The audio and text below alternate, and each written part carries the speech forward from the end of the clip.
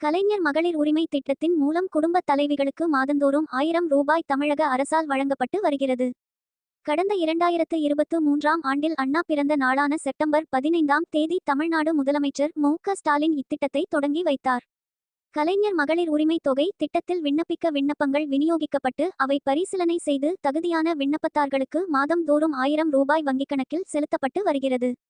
அதனைத் தொடர்ந்து அரசு தரப்பில் பல்வேறு முகாம்கள் நடத்தப்பட்டு விடுபட்ட மகளிருக்கு மீண்டும் கலைஞர் உரிமை தொகை திட்டத்தில் விண்ணப்பிக்க விண்ணப்பங்கள் விநியோகிக்கப்பட்டு அவை பரிசீலனை செய்து தகுதியான விண்ணப்பதாரர்களுக்கு மாதம் தோறும் 1000 ரூபாய் வங்கிக் கணக்கில் செலுத்தப்பட்டு வருகிறது. இதற்கிடையே கலைஞர் மகளிர் உரிமை தொகை திட்டத்தின் 2ஆம் கட்ட விரிவாக்க நிகழ்ச்சி சென்னை நேரு விளையாட்டரங்கில் நேற்று முன்தினம் நடந்தது. மாதம் 1000 ரூபாய் வழங்கும் கலைஞர் உரிமை தொகை திட்டம் விரிவாக்கம் செய்யப்பட்டது.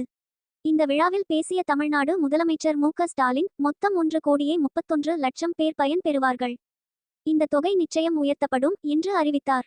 இந்நிலையில் தர்மபுரி மேற்கு மாவட்ட திமுக செயலாளரும் முன்னாள் அமைச்சருமான பி. பழனியப்பன் மகன் எழில்மரவன் கிருத்திகா ஆகியோரது திருமண விழா பாப்பிரெட்டிப்பட்டி அருகே மோளையானூரில் உள்ள ஆண்டாள் நகர் கலைஞர் திடலில் இன்று நடந்தது.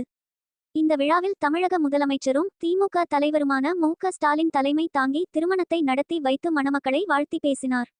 அப்போது மகளிர் உரிமை தொகை விடுபட்டவர்கள் கோரிக்கை வைத்தால் அவர்களுக்கும் நிச்சயம் மகளிர் உரிமை தொகை வழங்கப்படும். இன்னும் உயரும் என்றும் சொல்லி இருக்கிறேன் என்றார்.